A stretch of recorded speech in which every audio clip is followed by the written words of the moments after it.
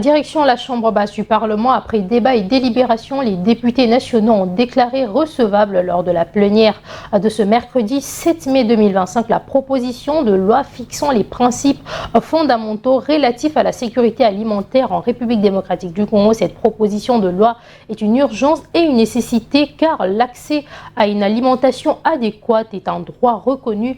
tant dans la Déclaration universelle des droits de l'homme ainsi que dans la Convention internationale de droits de l'enfant.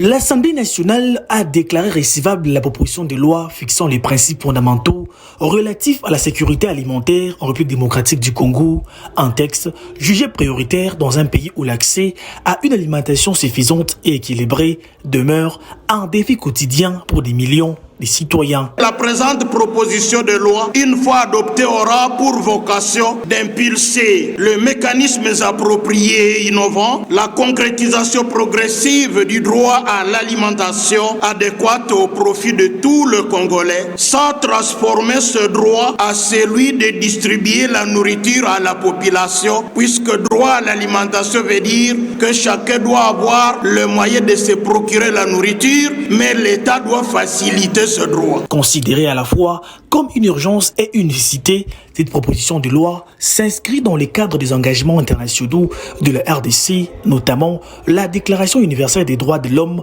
et la Convention internationale relative aux droits de l'enfant. Parce que lorsque nous consultons les statistiques publiées, il est alarmant de constater que plus d'un quart de notre population est jugée en état d'insécurité chronique alimentaire. Président, mais lorsque nous essayons de voir les causes, les Nations Unies ont répertorié deux causes principales. La première étant l'intensification des conflits armés et communautaires dans plusieurs parties du territoire national, ce qui empêche les initiatives agricoles et d'élevage qui pourraient nous permettre à résoudre le problème de sécurité alimentaire de réussir, et aussi le manque d'investissement dans le domaine ou dans le développement rural. Nous sommes l'autorité budgétaire et nous devons prendre nos responsabilités, nous devons en main afin que nous puissions veiller sur la qualité des dépenses publiques qui sont engagées. En réalité, lorsque nous vérifions la prise en charge ou l'importance qu'on accorde aux ministères qui sont censés nous aider à résoudre ces problèmes d'insécurité alimentaire, nous nous rendons compte que